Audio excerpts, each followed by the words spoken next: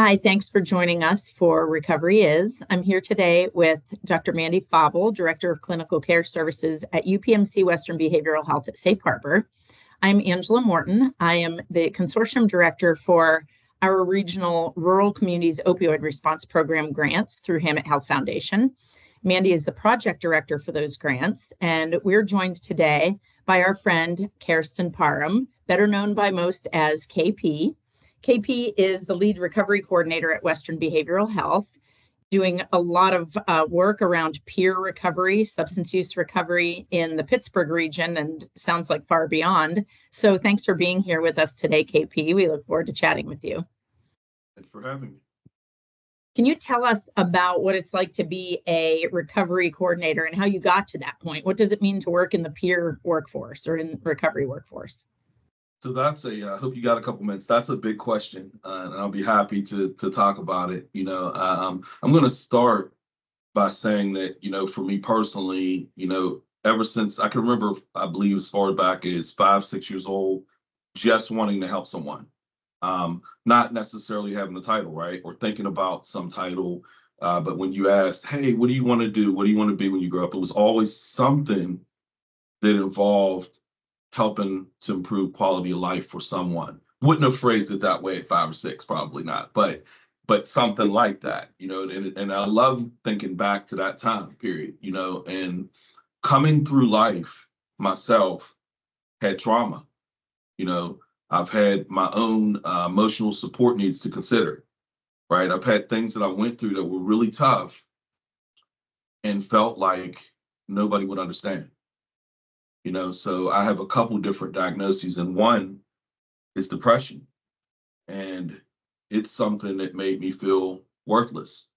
I felt less, if you think about this, how heavy this is for a child, I actually felt less than a boy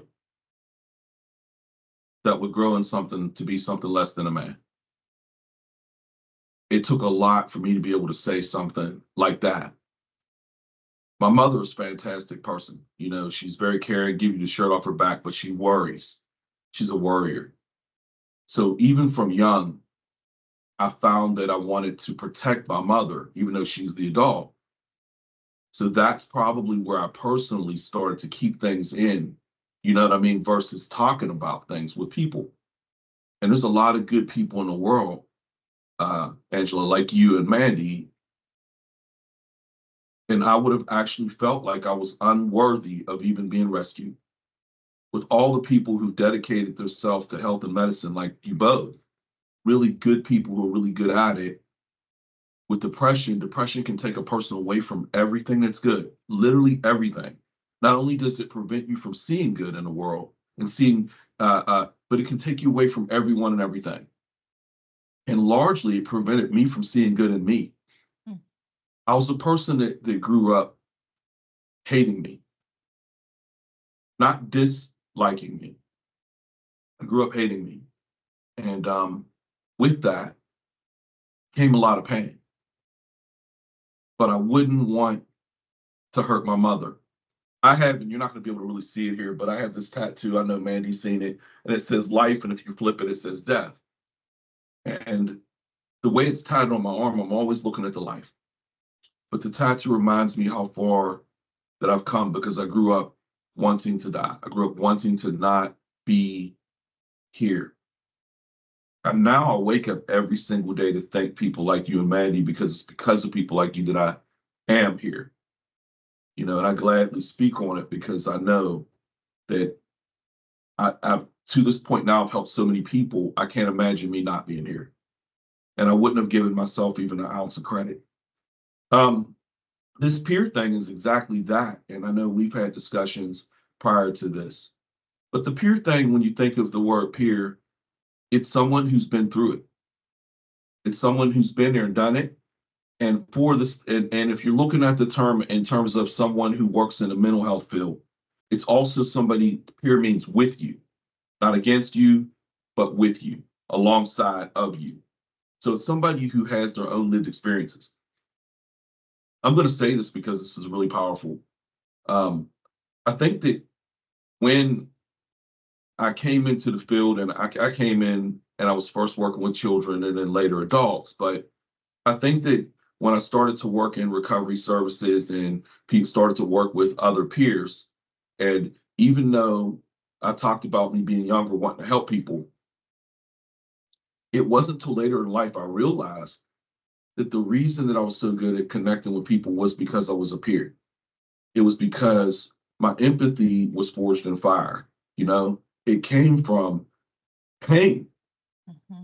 And I think that every peer has a journey from victim to soldier.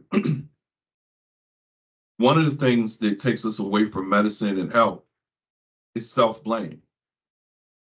And self-blame is the heaviest weight that any human being can carry. When you look up and see that it's your own hand pushing your head down, you holding you in contempt, I'm going to tell you, in that state, there's not a medicine in the world that your psych doctor can, there's not a therapist in the world, there's not a therapy in the world, because that is self-defeating. It eats at your spirit. Mm-hmm. There's no can pill. So that's why peer support is so important, because there's no can pill. People judge people. People who don't understand mental health and addiction judge people sometimes, right? Not even with intent. But sometimes people think that mental health and addiction is about people making poor choices. If somebody hadn't done a certain thing, they'd be in a better spot. If Mikey never picked up the needle, Mikey'd be okay. And that's almost always not true. Everybody has a story. And a lot of the things that people are going through are stemming from trauma. Trauma being the impact and onset of illness. Trauma being the impact and onset of illness. So if you hear someone's story, then that elicits empathy, because you see all these things that worked against a person. You see also how far someone's come despite their trauma, despite their hardships, despite the situations. And you also see something else when you hear a story. When you hear someone's story, you find a piece of you in it. It becomes more personal. It becomes more special. The word peer to me is this: we are the human in human services. We are the face, the living, breathing proof that recovery is possible. And we put and keep the human in human services. So you can talk about behavior, and you can talk about diagnoses, and you can talk about symptoms. And those are very important things. We can tell you how it feels, what it looks like in real time to take these medications, to go to these therapies, to go to these treatments, and how difficult it is sometimes to even walk or make it to the door. Some people have climbed mountains and swam oceans just to make it to the door, completing 0 treatment goals, just to be in your presence. And I think other peers have an appreciation because they know there's a point where you wouldn't have been there. They know there was a point where you couldn't have been there. And they also know that there's no pill for can. When you feel hopeless, conquered, defeated endlessly, hopeless, conquered, defeated, and something's telling you, you can't.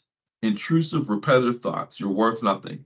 You can't do this. The world would be better without you. There's no pill for that. The trauma, the things that you see repeatedly over and over again in your head that you have no control of shutting off. There's no pill for that. And the irony of it is, if there was a can pill, we'd all be addicted. There's the irony. For people who judge addiction, there's the irony, right? Did you say if there was, if there was a can, if there was a pill for I can, everybody if there was a can pill, you take it before every test you ever took in your life, right? Like everybody at any point in their life, when they felt less than, when they felt defeated, when they felt disheartened, when they felt that the world was working against them in any way, shape, or form, would go to the can pill. Why would you not, right?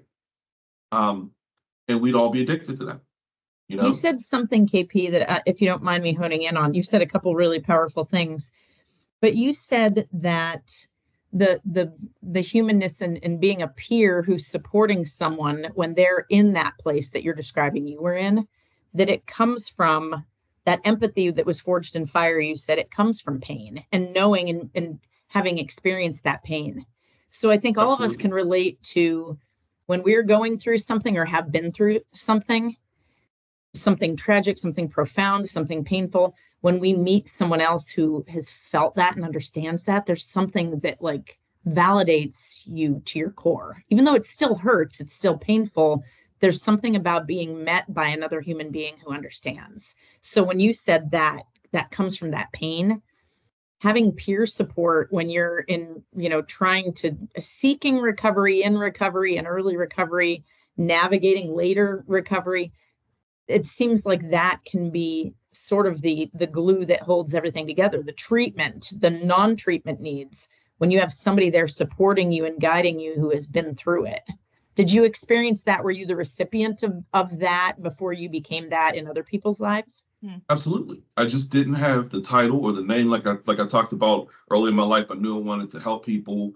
When I was in junior high and high school, even junior high, I remember helping other kids with crisis. And it was interesting because it seemed to me at that point like other kids found me. Like in like 100 children, like somehow I would be in a place, and it didn't even have to be school, it could be Walmart, it could be any place, and someone would walk up to me and almost immediately start sharing some very private, very deep things about their life. And I didn't realize that, and I know it now. There's something familiar. When a peer meets with another peer, it's really interesting when you can look at someone and see your pain in their eyes. It's powerful. It's powerful. And all the things that you're speaking of, we are that can pill because, we know whenever you are challenged beyond challenge, whenever you are feeling like you're at the end, whenever you're feeling like giving up, in that moment, we see possibility. We see the star waiting to be born because we know we felt that same way. We felt that, this world, I was convinced that I would never be among you guys. I would never have anything valuable about me or worthy, or I would never, ever, ever have anything in me that would help anyone else. Why would someone want help from me? And I'm blaming myself as a child for things that were not within my control, but it doesn't matter because who do victims blame? I say it all the time now. It's my saying, but I say we're the ultimate Me Too. And sometimes all the ugly flavors and shades that Me Too comes in. It's not just I have a diagnosis or another person has a diagnosis, right? But we've been through same or similar traumas, neglects, abuses, physical, verbal, sexual. We've been through the things that lead to someone being not mentally and emotionally well. And when we don't know those things, it leaves us looking at behavior. And if we focus on behavior, we can be annoyed by behavior. And if you focus on behavior too much, it takes away from empathy because you're seeing behavior, but we forget. And as a peer, we're a constant reminder, behavior is the result of something. Behavior is not just this thing, no matter how different or unusual it might seem to society. It's not this thing here just to annoy others. It's here to help someone survive. But you have to understand. What an important way of looking at that it's coping and adapting.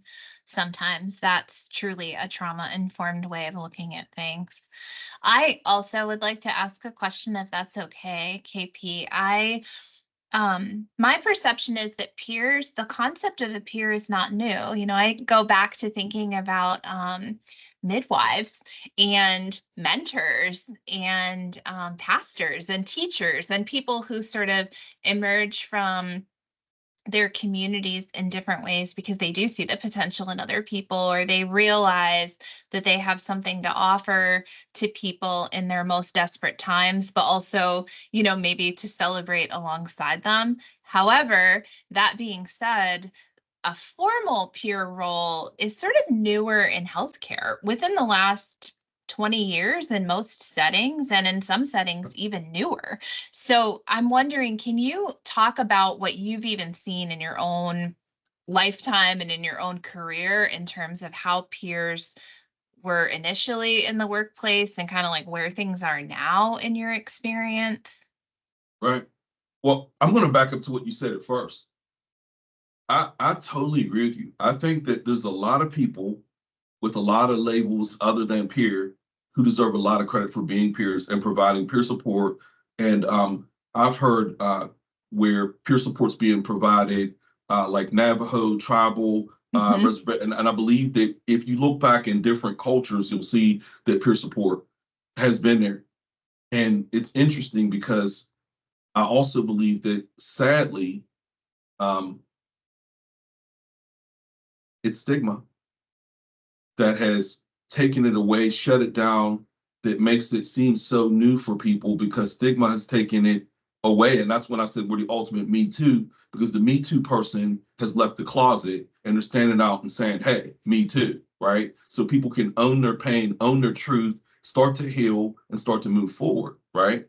When I came into, I've been in doing the recovery work. I've been in the field for 23 years. And 16 of those years I've been with UPMC Western Psych. And I was working for a couple other agencies doing recovery work.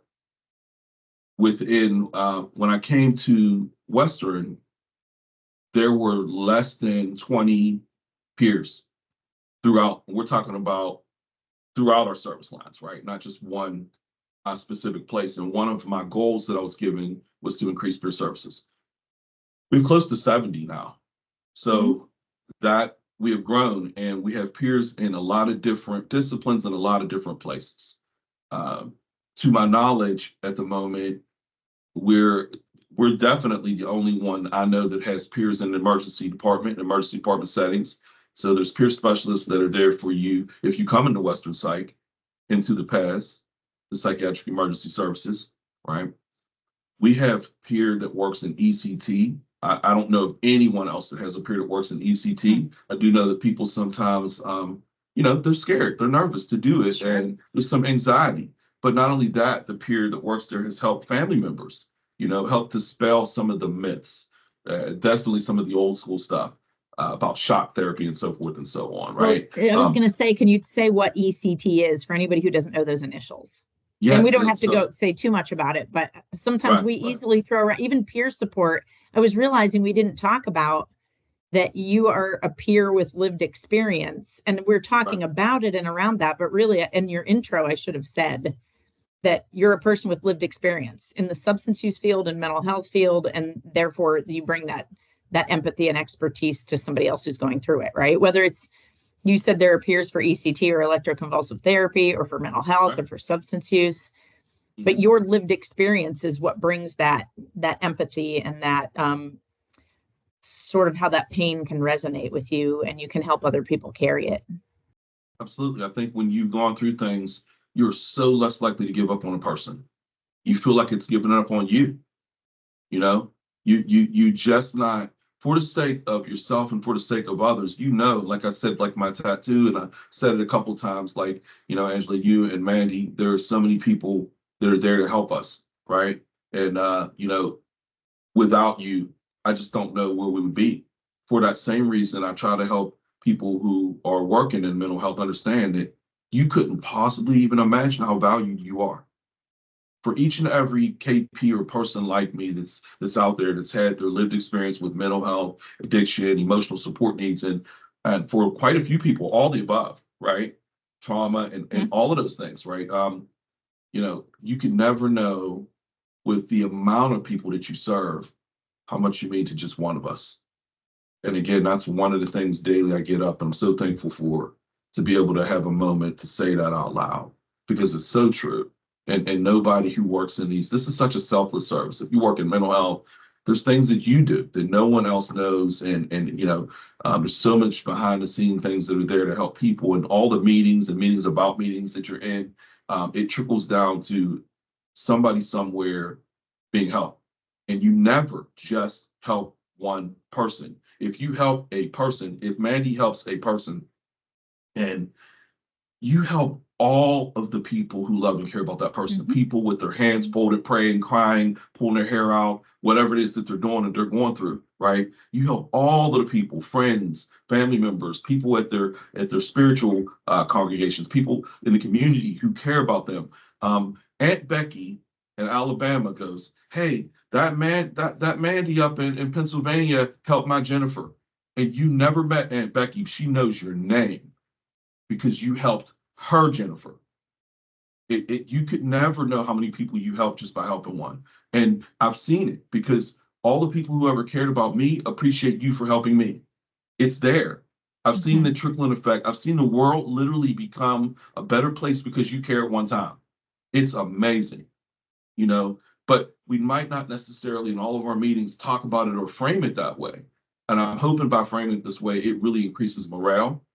You know, it really speaks to the spirit of our values. If you look at the UPMC values, they follow the recovery model, right? They're positive, they're strength-based, dignity, respect, acceptance. All those things are there. And you're right, we do use a lot of initials, right? So ECT, I did not forget, it's electroconvulsive therapy, right? So that's there's another lots of unique, acronyms in our fields, right? there's so And I many. thank you, KP. Thank you for your kind words around that and the impact that we can have as we work in the field. I also want to put some of that back to you and hope that you're aware that providing peer support during what some people would probably describe as one of the hardest experiences of their life, the impact that you have providing that support, where they may have a doctor getting their medication, they may be doing counseling or have spiritual guidance, maybe somebody helping with housing, but having that peer there for the emotional support on that path is what I've heard a lot of people describe as maybe the most important part of their care, the peer connection.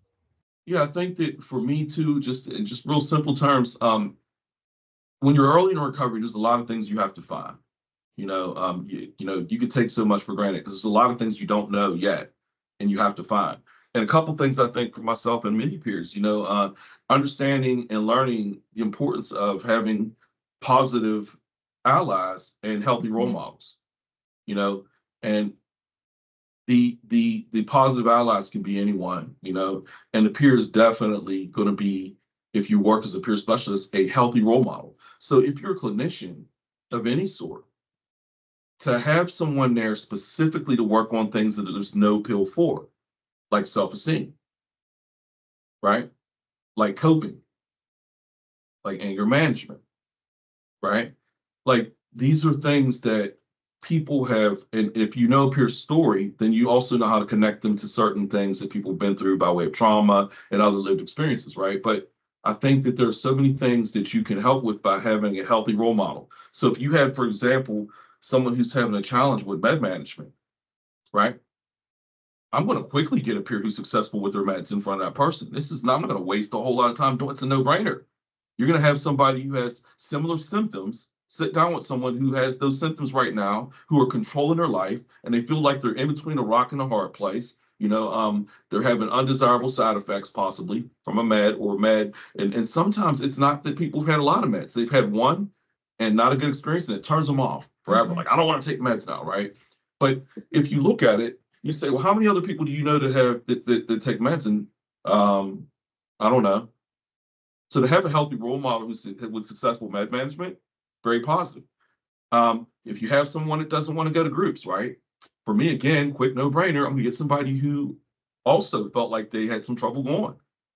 Whether that's social anxiety, there's so many different reasons why someone might not go, but I'm going to have someone who can speak honestly to it. Like, yeah, you know what? I was not trying to go to groups. I went, you couldn't get me, but now here's how the groups have helped me. And here, if you sit down, like I'm just going to throw you off for Angela. Angela's group is I'm going to do a warm handoff. And you know what? I'll actually go to Angela's group with you. You want to sit in there? I know me and you, we talk good together, right? You want to come sit? I'll sit with you in Angela's group. There's nothing wrong with doing that.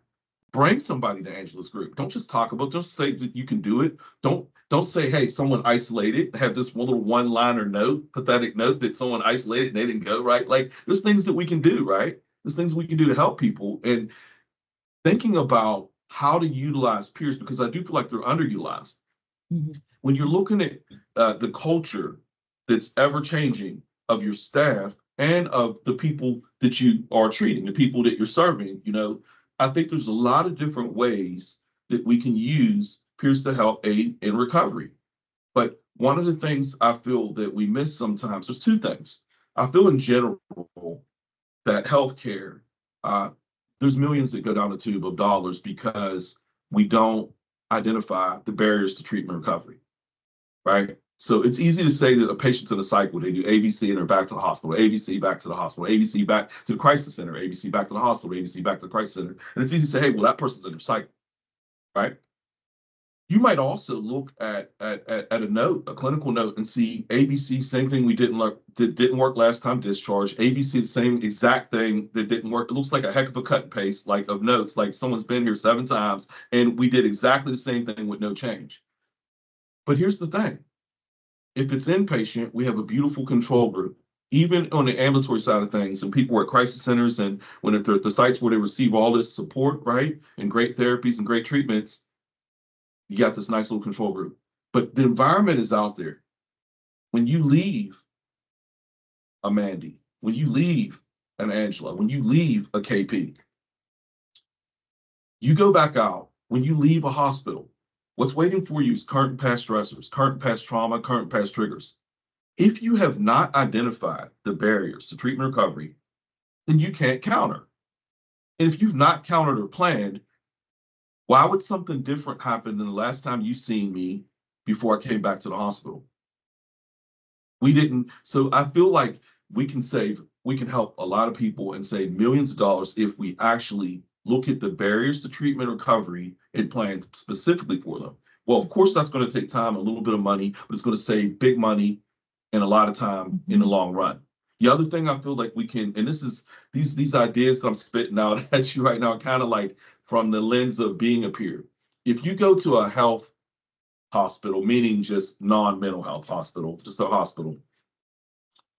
If you go to your outpatient PCP, when you're in the waiting room, you might notice that there's a pain chart, right? And when I was growing up, they were pretty simple. It just said like maybe 0 or 1 to 10, right? Now I see them with like little I've seen stick action figures. Some of them are really cool with rosy cheeks and stuff, and the smiley faces to frowny face. Or I've seen one go from green to red. But what we're asking is, where is the pain, and how much? How much pain? How intense is it? We don't do that enough in mental health. Okay, we need to still on the mental health, aside from the diagnoses, aside from the crisis, aside from the symptoms, there are sometimes other things that's starting the fire. And it's easy to assume, well, if KP has depression, well, that's why he's here.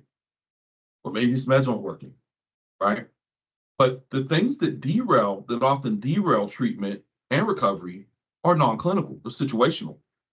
Which is why you are so important, because I think that as we look at this whole picture and as we, come to a close, I want to highlight that maybe gets missed. And that's why peers are so important. You can look at a symptom, you can look at the medication, but really there's so much more to it, right? Like all those, what we talk about, the social determinants of a person's health and all of the barriers to those things and how that impacts health and overall healing. Do either of you have any final thoughts before, just to kind of wrap up why we're here together? I definitely do. I think, KP, as you were talking, I was thinking about early in my training when I first came to understand the impact of trauma on people and all kinds of trauma.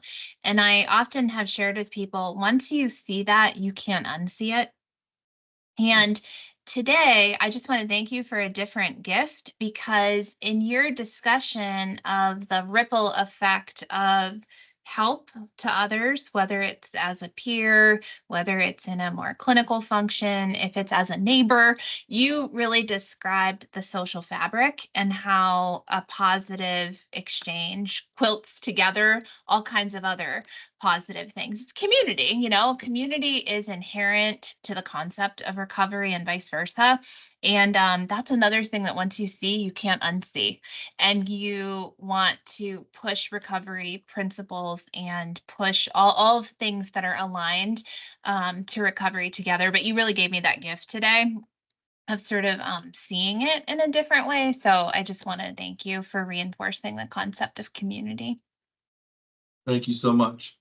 Well, I want to just add by saying, not just, I know that we often talk about in the world regarding children that it takes a village. And just through the years that I've been here on Earth, I've learned how important it is to have a recovery village. And in that village is going to be all types of people who bring something to your health, who bring some type of hope to you when you really need it.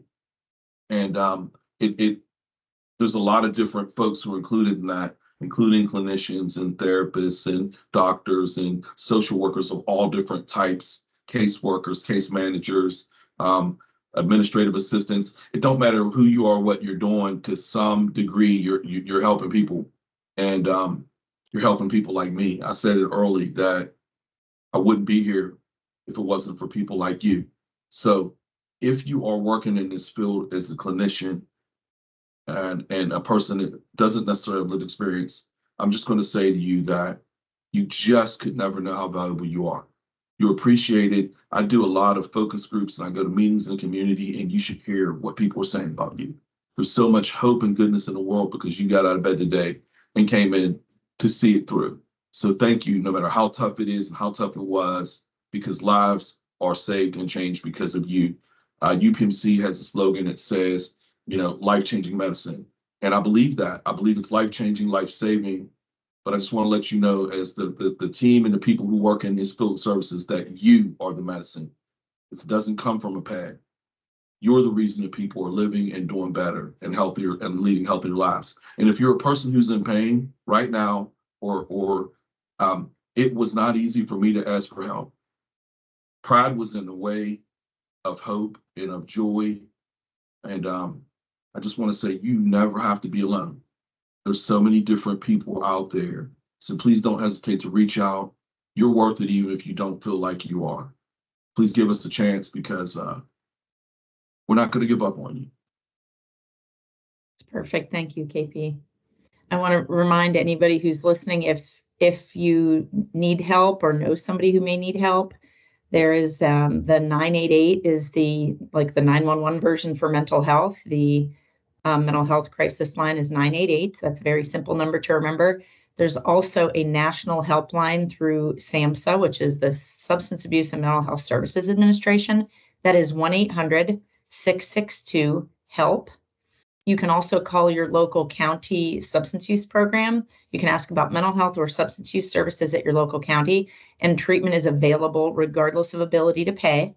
We always want people to understand that even if you don't have insurance or don't think that your healthcare coverage would cover behavioral health services, that help is often available regardless of what kind of benefits you think you have. And also, we talked about we all work for UPMC, but the consortium is a broad multi-sector consortium through Hammett Health Foundation's grant projects. And we are aiming to increase access to evidence-based substance use treatment and recovery supports and prevention and case management. So we're all working together, not just hospitals, behavioral health services, county substance use programs, managed care, healthcare, and community stakeholders. So we're all working together to do this and to get people more connected to services. So if there's anything anybody needs, you can call your local county office and ask for services. And I thank you both, KP and Mandy, for being here and talking about this important topic. And thank you for joining us for Recovery Is.